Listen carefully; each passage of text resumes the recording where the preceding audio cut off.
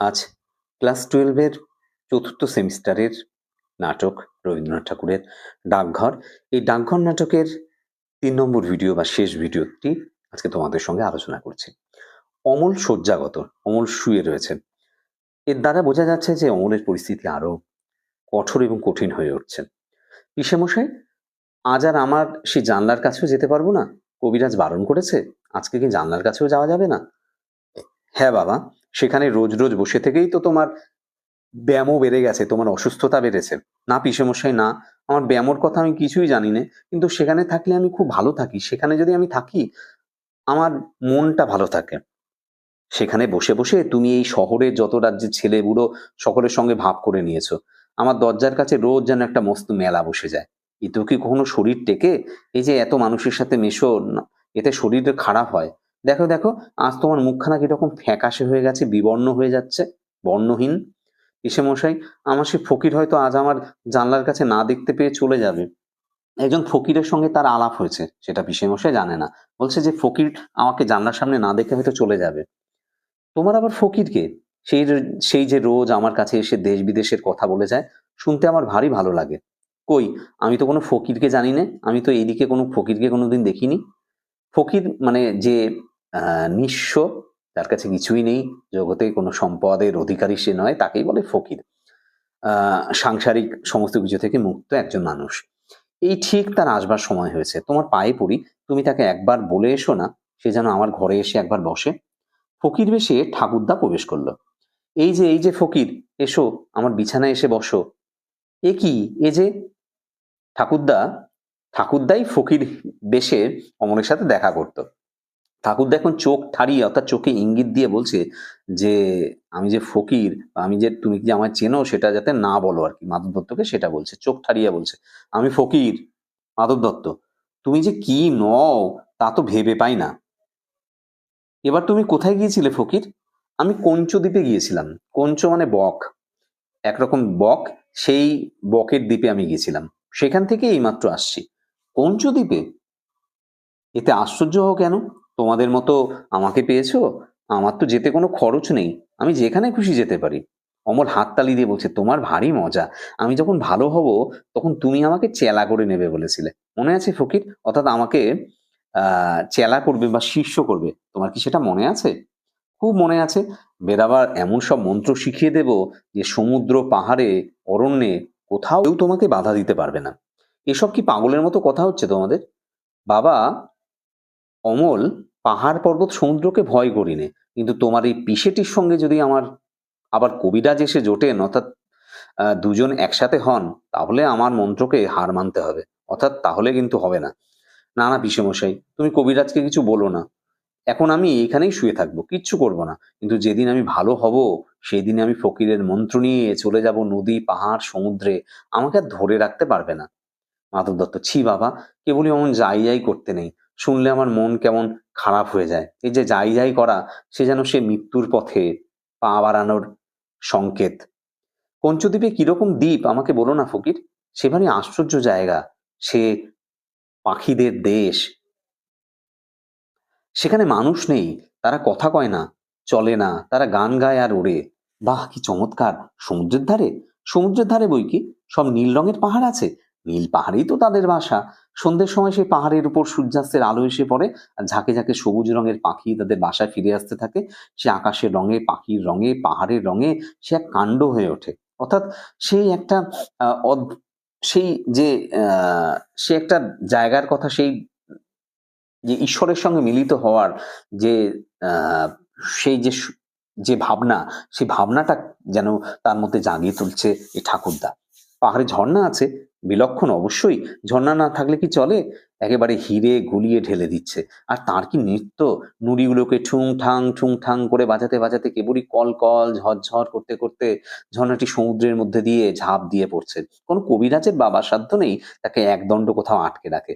পাখিগুলো আমাকে নিতান্ত তুচ্ছ একটা মানুষ বলে যদি একঘরে করে না রাখতো, তাহলে ওই ঝর্ণার ধারে তাদের হাজার, হাজার বাসার একপাশে বাসা বেঁধে সমুদ্রের ঢেউ দেখে, দেখে সমস্ত দিনটা কাটিয়ে দিতাম। অর্থাৎ এখানে মানুষও তুচ্ছ পাখিদের কাছে। কারণ পাখিদের এই সাবলীল ছন্দ, সাবলীল গান, তার মধ্যে মানুষের কার্যকলাপ, তারা ধর্তব্যের মধ্যে বা বিচারের মধ্যেই তারা আনে না।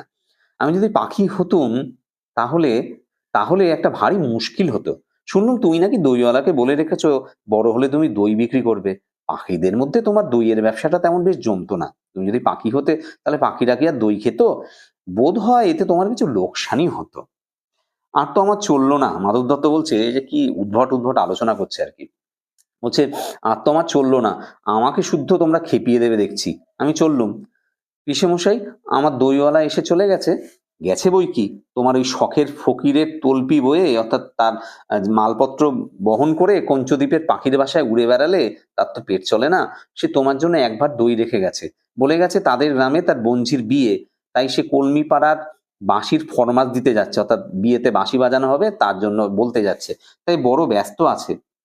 সে যে বলেছিল আমার সঙ্গে তার ছোট বোনঝিটির বিয়ে দেবে, সে যে বলেছিল আমার সাথে তার ছোট বোনঝির বিয়ে দেবে, এই সমস্ত নানা ধরনের গল্প দইওয়ালার সঙ্গে তার হয়েছিল। ঠাকুরদা এই কথা শুনে বলছে তবে তো বেশ বড় মুশকিল দেখছি। বলেছিল সে আমার টুকটুকে বউ হবে, তার নাকের নোলক অর্থাৎ নাকের একটা অলংকার, তার লাল ডুরে শাড়ি বা মানে বেশ নকশা কাটা স্ট্রাইপড, ইংরেজিতে বলে স্ট্রাইপড শাড়ি। সে সকালবেলা নিজের হাতে কালো গরু ধুয়ে নতুন মাটির ভাঁড়ে আমাকে ফেনা শুদ্ধ দুধ খাওয়াবে, আর সন্ধ্যের সময় গোয়াল ঘরে প্রদীপ দেখিয়ে এসে আমার কাছে বসে সাত ভাই চম্পার গল্প করবে। ঠাকুরদা বলছে বাহ বাহ, খাসা বউ তো। আমি যে ফকির মানুষ, আমারই লোভ হয়। তা বাবা ভয় নেই, এবারকার মতো বিয়ে দিক না, আমি তোমাকে বলছি তোমার দরকার হলে কোনোদিন ওর ঘরে বঞ্ঝির অভাব হবে না, আরো কত বঞ্ঝি হবে ওর। ঠিক তার জন্য তুমি বঞ্ঝি পেয়ে যাবে। মাধব দত্ত যাও যাও, আর তো পারা যায় না বলে প্রস্থান করলো। অমল বলছে ফকির, পিসে মশাই তো গিয়েছেন, এবার আমাকে চুপি চুপি বলো না, ডাকঘরে কি আমার নামে রাজার চিঠি এসেছে? শুনেছি তো তার চিঠি রওনা হয়ে বেরিয়েছে। সে চিঠি এখন পথে আছে। পথে? কোন পথে? সেই যে বৃষ্টি হয়ে আকাশ পরিষ্কার হয়ে গেলে অনেক দূর দেখা যায় সেই ঘন বনের পথে। তবে তো তুমি সব জানো দেখছি, সেই পথেই তো। আমি সব জানি ফকির, তাই তো দেখতে পাচ্ছি। কেমন করে জানলে? তা আমি জানি না, আমি যেন চোখের সামনে দেখতে পাই, মনে হয় যেন আমি অনেকবার দেখেছি। সে অনেক দিন আগে, কতদিন তা মনে পড়ে না। বলবো, আমি দেখতে পাচ্ছি রাজার ডাক হরকরা পাহাড়ের উপর থেকে একলা কেবলই নেমে আসছে। অমলের কল্পনাপ্রবণ মন যেন সব দেখতে পায়। বাঁ হাতে তার লণ্ঠন, কাঁধে তার চিঠির থলি, কতদিন কত রাত ধরে সে কেবলই নেমে আসছে। পাহাড়ের পায়ের কাছে ঝর্ণার পথ যেখানে ফুরিয়েছে, সেখানে বাঁকা নদীর পথ ধরে সে কেবলই চলে আসছে। নদীর ধারে জোয়ারির ক্ষেত, এক ধরনের জোয়ারের ক্ষেত বা গম জাতীয় শস্যের ক্ষেত, তারই সরু গলির ভেতর দিয়ে সে কেবলই আসছে। তারপরে আখের ক্ষেত, সে আখের ক্ষেতের পাশ দিয়ে উঁচু আল পথ চলে গিয়েছে, সে আলের উপর দিয়ে সে কেবলই চলে আসছে। রাত দিন একলা চলে আসছে। ক্ষেতের মধ্যে ঝিঝি পোকা ডাকছে, নদীর ধারে একটিও মানুষ নেই, কেবল কাদা খোঁচা বলে একরকম পাখি যে লেজ দুলিয়ে দুলিয়ে বেড়াচ্ছে। আমি সমস্ত দেখতে পাচ্ছি। যতই সে আসছে দেখছি, আমার বুকের ভেতরে ভারী খুশি হয়ে হয়ে উঠছে। অর্থাৎ আমি আনন্দিত হচ্ছি যে রাজার চিঠি নিয়ে আসছে। এই রাজার চিঠি বা রাজার এই বার্তা বাহক যিনি আসছেন, তিনি যেন সেই তাকে মুক্তির আনন্দ, আহ মুক্তির একটা বার্তা নিয়ে আসছেন। সেই মুক্তির বার্তা যতই কাছে আসছে, অমল যেন ততই আনন্দিত হয়ে উঠছে। ঠাকুরদা বলছে অমন নবীন চোখ তো আমার নেই, তবু তোমার দেখার সঙ্গে সঙ্গে আমিও দেখতে পাচ্ছি। আচ্ছা ফকির, যার ডাকঘর, তুমি সে রাজাকে জানো? জানে বই কি, আমি যে তার কাছে রোজ ভিক্ষে নিতে যাই। সে তো বেশ, আমি ভালো হয়ে উঠলে আমিও তার কাছে ভিক্ষে নিতে যাব। পারবো না যেতে? বাবা, তোমার আর ভিক্ষের দরকার হবে না, তিনি তোমাকে যা দেবেন এমনিই দিয়ে দেবেন। না না, আমি তার দরজার সামনে পথের ধারে দাঁড়িয়ে জয় হোক বলে ভিক্ষে চাইবো, বাজিয়ে নাচবো, সে বেশ হবে না? খঞ্জনি এক ধরনের বাদ্যযন্ত্র। যদি আহ আমি পাই সেই ছবিটা স্ক্রিনে দিয়ে দেবো, তোমরা দেখে নিতে পারো যে খঞ্জনি বাজিয়ে আমি আহ তার কাছে ভিক্ষে চাইবো। সে খুব ভালো হবে। তোমাকে সঙ্গে নিয়ে গেলে আমারও পেট ভরে ভিক্ষে মিলবে। তুমি কি ভিক্ষে চাইবে? আমি বলবো আমাকে তোমার ডাক হরকরা করে দাও। আমি অমনি লণ্ঠন হাতে ঘরে ঘরে তোমার চিঠি বিলি করে বেড়াবো।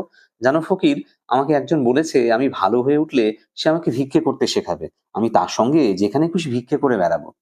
বলছে আমি আহ একবার সে বলছে যে ডাকর করা হবে, আবার বলছে সে ভিক্ষে করবে। কে বলো দেখি? ছিদাম। কোন ছিদাম? সেই যে অন্ধ খোড়া, সে রোজ আমার জানলার কাছে আসে, ঠিক আমার মতো একজন ছেলে তাকে চাকার গাড়িতে করে ঠেলে ঠেলে নিয়ে বেড়ায়। আমি তাকে বলেছি, আমি ভালো হয়ে উঠলে তাকে ঠেলে ঠেলে নিয়ে বেড়াবো। সে তো বেশ মজা হবে দেখছি। সে আমাকে বলেছে কেমন করে ভিক্ষে করতে হয় আমাকে শিখিয়ে দেবে। পিসেমশাইকে আমি বলি ওকে ভিক্ষে দিতে। তিনি বললেন, "ও মিথ্যে কানা, মিথ্যে খোঁড়া। ও সত্যিকারের কানা নয়, সত্যিকারের খোঁড়া নয়।" আচ্ছা, ও যেন মিথ্যে কানাই হলো। কিন্তু চোখে দেখতে পায় না সেটা তো সত্যি। মিথ্যে কানা হয়তো হলো। কানা সে চোখে দেখতে পায় না। চোখে দেখতে পায় না তাদের কিন্তু কানা বলে। সে সরল মনে সে বলছে কানা আ আর চোখে দেখতে পায় না এই বোধটা হয়তো অমলের আসেনি কিংবা অন্য তাৎপর্যে লেখক এটি বলছেন যে তার সে অন্তর্দৃষ্টি হয়তো নেই। প্রকৃতির সমস্ত কিছু সে দেখতে পায় না। হয়তো তার চোখ আছে, সে মিথ্যে ভান করে। কিন্তু প্রকৃতিকে যে দেখার যে দৃষ্টি সেটা হয়তো সে লাভ করেনি। ঠিক বলেছ বাবা। ওর মধ্যে সত্যি হচ্ছে এইটুকু, ও চোখে দেখতে পায় না। তা ওকে কানা বলো আর নাই বলো। তাও ভিক্ষে পায় না। তবে তোমার কাছে বসে থাকে কি করতে? ওকে যে আমি শোনাই কোথায় কি আছে, বেচারা দেখতে পায় না। তুমি যেসব দেশের কথা আমাকে বলো, সেসব আমি ওকে শুনিয়ে দিই। তুমি সেদিন আমাকে সেই যে হালকা দেশের কথা বলেছিলে, যেখানে কোনো জিনিসের কোনো ভার নেই, যেখানে একটু লাফ দিলে অমনি পাহাড় ডিঙিয়ে চলে যাওয়া যায়। অর্থাৎ যেন পৃথিবীর কোনো মানে সেখানকার মাধ্যাকর্ষণ বা টান নেই আরকি। সে হালকা দেশের কথা শুনে ও ভারী খুশি হয়ে উঠেছিল। আচ্ছা ফকির, সে দেশে কোন দিক দিয়ে যাওয়া যায়? ভেতরের দিক দিয়ে যে একটা রাস্তা আছে, সে হয়তো খুঁজে পাওয়া শক্ত। ও বেচারা যে অন্ধ, ও হয়তো দেখতেই পাবে না। ওকে কেবল ভিক্ষেই করে বেড়াতে হবে। তাই নিয়ে ও দুঃখ করছিল। আমি ওকে বললুম, "ভিক্ষে করতে গিয়ে তুমি যে কত বেড়াতে পাও, সবাই তো পায় না।" "বাবা, ঘরে বসে থাকলেই বা এত কিসের দুঃখ?" "না, না দুঃখ নেই। ১ম এ যখন আমাকে ঘরের মধ্যে বসিয়ে রেখে দিয়েছিল, আমার মনে হয়েছিল যেন দিন ফুরোচ্ছে না। আমাদের রাজার ডাকঘর দেখে অবধি এখন আমার রোজই ভালো লাগে। এই ঘরের মধ্যে বসে, বসেই ভালো লাগে। একদিন আমার চিঠি এসে পৌঁছবে। সে কথা মনে করলেই আমি খুব খুশি হয়ে চুপ করে বসে থাকতে পারি। কিন্তু রাজার চিঠিতে কি যে লেখা থাকবে তা তো আমি জানি নে। তা নাই জানলে তোমার নামটি তো লেখা থাকবে, তাহলেই হলো।" মাধব দত্ত প্রবেশ করলাম। মাধব দত্ত বলছে, "তোমরা দুজনে মিলে এ কি ফ্যাসাদ বাঁধিয়ে বসে আছো বলো দেখি? ফ্যাসাদ মানে ঝামেলা। কেন হয়েছে কি? শুনছি তোমরা নাকি রটিয়েছ বা প্রচার করেছ রাজা তোমাদেরই চিঠি লিখবেন বলে ডাকঘর বসিয়েছেন। তাতে হয়েছে কি? আমাদের পঞ্চানন মোড়ল সেই কথাটি রাজার কাছে লাগিয়ে বেনামি চিঠি লিখে দিয়েছে।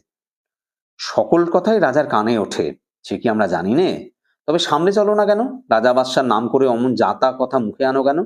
তোমরা যে আমাকে শুদ্ধ মুশকিলে ফেলবে, সমস্যায় ফেলবে।" ফকির, "রাজা কি রাগ করবে?"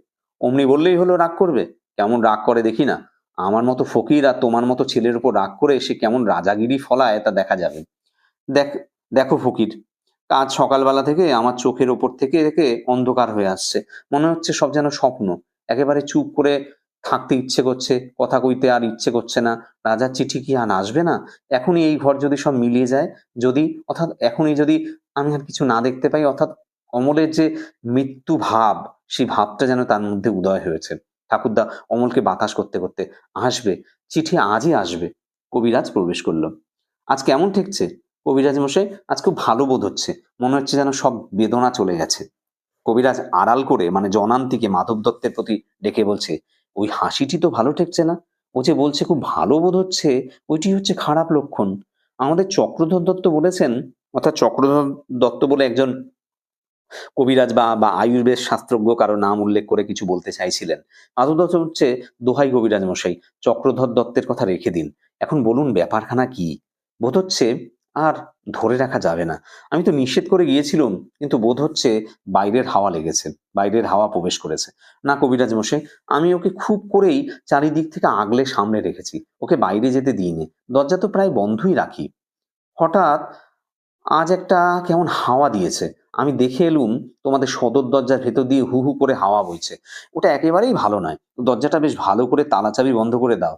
না হয় দিন ২, ৩ তোমাদের এখানে লোক আনাগোনা বন্ধই থাক না। যদি কেউ এসে পড়ে খিড়কি দরজাটা আছে, ওই যে জানলা দিয়ে সূর্যাস্তের আভাটা আসছে ওটা বন্ধ করে দাও। ওতে রোগীকে বড় জাগিয়ে রেখে দেয়। অর্থাৎ জানলা দরজা দিয়ে হাওয়া, রোদ এগুলো যাতে প্রবেশ না করে। সদর দরজা বা মেইন দরজা যেটা সেটা বন্ধ করে দাও। খিড়কি দরজা বা বাড়ির পেছনের দরজাটা না হয় খোলা থাকুক।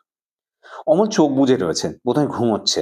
ওর মুখ দেখে মনে হয় যেন কবিরাজ মশাই, যে আপনার নয় তাকে ঘরে এনে রাখলুম, তাকে ভালোবাসলুম, এখন বুঝি আর তাকে রাখতে পারবো না, এখন বুঝি তাকে আর রাখা যাবে না। নিজেই তোমার ঘরে যে মোড়ল আসছে, এ কি উৎপাত! আমি আসি ভাই, কিন্তু তুমি যাও। তোমার ঘরে তো মোড়ল আসছে, তাহলে তো সমস্যা হবে। এখন আমি যাই, বলে কবিরাজ বেরিয়ে যেতে লাগলেন। এখনই ভালো করে দরজাটা বন্ধ করে দাও। আমি বাড়ি গিয়েই একটি বিষ বড়ি পাঠিয়ে দিচ্ছি, সেইটে খাইয়ে দেখো, যদি রাখবার হয় তো সেইটেতেই টেনে রাখতে পারবে। এই বলে মাধব দত্ত এবং কবিরাজ চলে গেল। মোড়ল প্রবেশ করল। কিরে ছোড়া, তাড়াতাড়ি উঠে দাঁড়িয়ে ঠাকুরদা উঠে দাঁড়ালেন। আরে আরে, চুপ চুপ, অর্থাৎ এইভাবে বলো না, ঘুমোচ্ছে হয়তো। না ফকির, তুমি ভাবছো আমি ঘুমোচ্ছি? আমি ঘুমোইনি, আমি সব শুনছি। আমি যেন অনেক দূরের কথাও শুনতে পাচ্ছি। আমার মনে হচ্ছে আমার আমার বাবা যেন শিয়রের কাছে, অর্থাৎ আমার মাথার কাছে কথা বলছেন, অর্থাৎ যেন দূর দেশের কথা সে শুনতে পাচ্ছে। এই যে ইঙ্গিতগুলো, এই যে সংকেতগুলো, যেন অমলের মৃত্যু সংকেত। মাধব দত্ত প্রবেশ করল। মোড়ল বলছে, ওহে মাধব দত্ত, আজকাল তোমাদের যে খুব বড় বড় বড় বড় লোকের সঙ্গে সম্বন্ধ। বলেন কি মোড়ল মশাই, এমন পরিহাস করবেন না, এমন ঠাট্টা করবেন না। আমরা নিতান্তই সামান্য লোক। তোমাদের এই ছেলেটিকে যে রাজার চিঠির জন্য অপেক্ষা করে আছে, ও ছেলে মানুষ, ও পাগল, ওর কথা কি ধরতে আছে? ও নিতান্তই বাচ্চা। না না, এতে আর আশ্চর্য কি? তোমাদের মতো এমন যোগ্য ঘর রাজা পাবেন কোথায়? সেই জন্য দেখছো না, ঠিক তোমাদের জানলার কাছ সামনেই রাজার নতুন ডাকঘর বসেছে। ওরে ছোড়া, তোর নামে রাজার চিঠি এসেছে যে, অর্থাৎ ব্যঙ্গ করে তিনি কোন পর্যায়ে চলে গেছেন ব্যঙ্গের। ছেলেটি অর্থাৎ অমল চমকে উঠে বলছে, সত্যি চিঠি এসেছে? এ কি সত্যি না হয়ে যায়? তোমার সঙ্গে রাজার বন্ধুত্ব। একটা অক্ষর শূন্য কাগজ, অর্থাৎ ফাঁকা কাগজ দেখিয়ে তিনি হাসতে লাগলেন। এই যে চিঠি, বলে তিনি পরিহাস করতে লাগলেন। আমাকে ঠাট্টা করো না। ফকির ফকির তুমি বলো না, এটা কি সত্যি তার চিঠি? হ্যাঁ বাবা, আমি ফকির, তোমাকে বলছি এই সত্যি তার চিঠি। ফকির কিন্তু অমলকে কষ্ট দিতে চাইছেন না তার এই পরিস্থিতিতে। তিনি একটা ফাঁকা চিঠিকেই তার মধ্যেই যেন অক্ষর তিনি দেখতে পাচ্ছেন, এবং সেই অক্ষর রাজার নির্দেশ বা রাজার বার্তা বহন করে নিয়ে এসেছে যেন। সেটাই তিনি বলতে চাইছেন। সবাই হয়তো সে তার থেকে অক্ষর দেখতে পায় না, যার দেখার দৃষ্টি আছে সেই দেখতে পায়। কিন্তু আমি যে এতে কিছুই দেখতে পাচ্ছি না, আমার চোখে আজ সব সাদা হয়ে গেছে। মোড়ল মশাই বলে দাও না, এই চিঠিতে কি লেখা আছে? রাজা লিখছেন, আমি আজকালের মধ্যেই তোমাদের বাড়িতে যাচ্ছি। আমার জন্য তোমাদের মুড়ি মুড়কির ভোগ তৈরি করে রেখো। রাজভবন আর আমার একদণ্ড ভালো লাগছে না, অর্থাৎ রাজবাড়ি আমার আর ভালো লাগছে না। এ বলে তিনি হাসতে লাগলেন। মাধব দত্ত তার এই পরিহাস দেখে তিনি বারবার করে তাকে বারণ করছেন, হাত জোর করে বলছেন, মোড়ল মশাই দোহাই আপনার, এসব কথা নিয়ে পরিহাস করবেন না।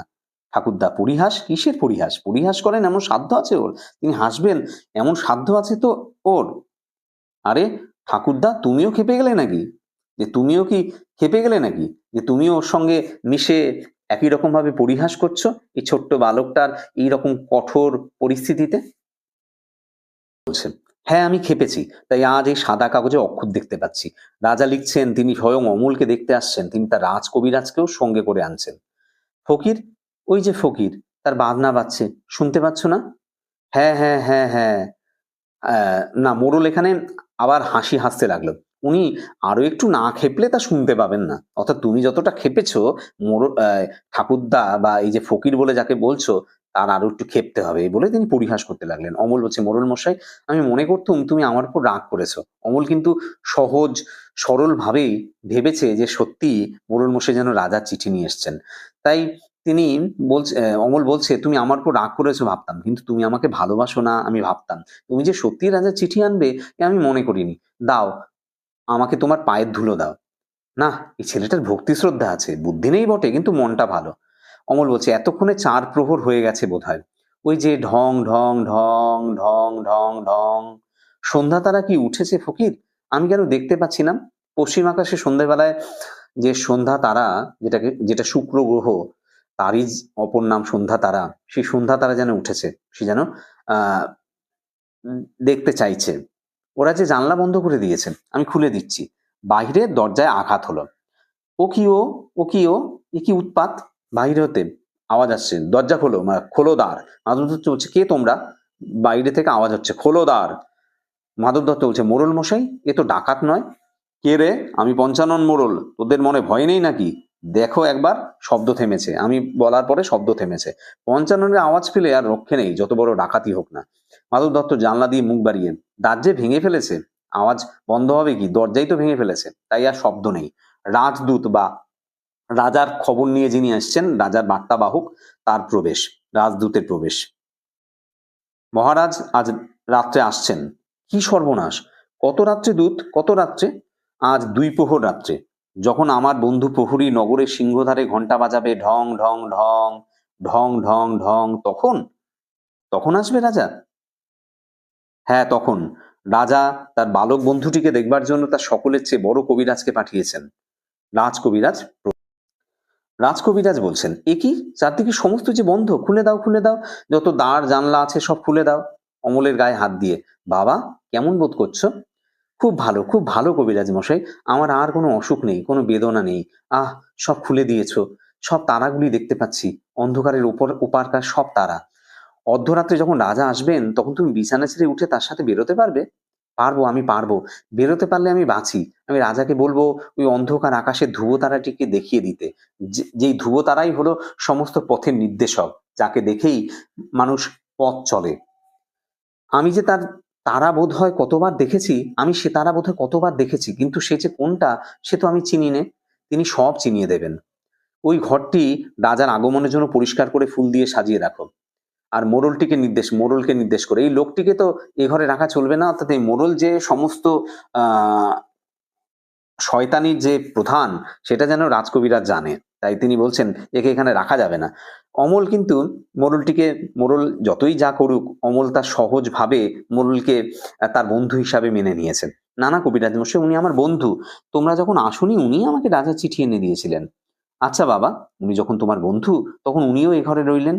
অমলের কানে কানে, বাবা, মাধব দত্ত বলছেন, উম, মাধব দত্তের যে বৈষয়িক বুদ্ধি অর্থাৎ সম্পদ বাড়ানোর যে ভাবনা, সেটা তার মধ্যে আবার জেগে উঠেছে। তিনি বলছেন, রাজা তোমাকে ভালোবাসেন, তিনি স্বয়ং আজ আসছেন, তার কাছে আজ কিছু প্রার্থনা করো, যে আমাদের তো পরিস্থিতি ভালো না, রাজা যদি কিছু দেয় আর কি, আমাদের অবস্থা তো ভালো না, জানো তো সব। অমল বলছে, সে আমি সব ঠিক করে রেখেছি বিষয়মশাই, সে তোমার কোনো ভাবনা নেই। কি ঠিক করেছো বাবা? আমি তার কাছে চাইবো তিনি যেন আমাকে তার ঘরে ডাক হরকরা করে দেন, আমি দেশে দেশে ঘরে ঘরে তার চিঠি বিলি করব, তাহলেই তো আমার একটা কর্মসংস্থান হবে। মাধব দত্ত তার কথা শুনে কপালে হাত দিয়ে বাড়ি দিতে লাগলেন, করাঘাত করতে লাগলেন, যে এই ছেলেটির কোনো বৈষয়িক বুদ্ধি নেই আর কি, হায় আমার কপাল। পিসেমশাই, রাজা আসবেন, তার জন্য কি ভোগ তৈরি রাখবে? তিনি বলে দিয়েছেন, রাজদূত বলছে, তিনি বলে দিয়েছেন তোমাদের এখানে তার মুড়ি মুড়কির ভোগ হবে। মুড়ি মুড়কি? মোড়ল মশাই, তুমি তো আগেই বলে দিয়েছিলে, রাজার সব খবরই তুমি জানো, আমরা তো কিছুই জানতাম না।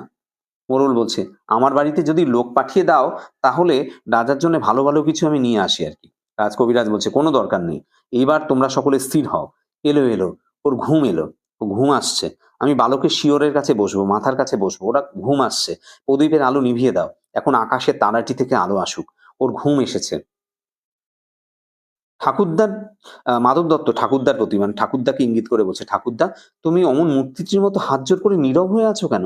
আমার কেমন ভয় হচ্ছে। এ যা দেখছি, এসব কি ভালো লক্ষণ?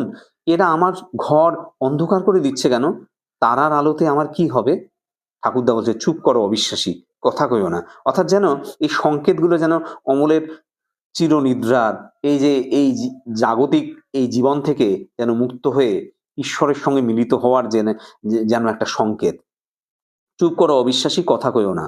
সুধা বলেছি, চরিত্রটি সুধা, অমলের সঙ্গে তার যে সাক্ষাৎ হয়েছিল, অমলের সঙ্গে তার যে দেখা হয়েছিল, অমল যাকে বলেছিল তাকে ভুলতে না, সে সুধা জীবনের বার্তা বহন করে মৃত্যুর পরে, তারপরেও একটি যেন একটা জীবন রয়েছে, কোনো কষ্ট নেই। মৃত্যু যে আমরা মনে করি যে মৃত্যু একটা কষ্ট নিয়ে আসে, কিন্তু না, হাসতে হাসতে মৃত্যুকে বরণ করা যায়। ও ঘুমিয়ে পড়েছে, আমি যে ওর জন্য ফুল এনেছি, ওর হাতে কি দিতে পারবো না? আচ্ছা, দাও তোমার ফুল। ও কখন জাগবে? এখনই, যখন রাজা এসে ওকে ডাকবেন, তখন তোমরা ওকে একটি কথা কানে কানে বলে দেবে। কি বলবো? বলো যে সুধা তোমাকে ভোলেনি। এই বার্তার মধ্য দিয়ে কিন্তু নাটকটি শেষ হলো। নাটকটির সম্পূর্ণ আলোচনার মধ্যে নাটকটির বার্তা আমি আলোচনা করেছি। মন দিয়ে নাটকের 3টি পার্ট তোমরা ভালো করে দেখো। ভালো লাগলে অবশ্যই ভিডিওতে লাইক করে দিও, চ্যানেলটিকে সাবস্ক্রাইব করে দিও, বন্ধুদের মধ্যে শেয়ার করো। শেষ পর্যন্ত ভিডিওটা দেখার জন্য অসংখ্য ধন্যবাদ।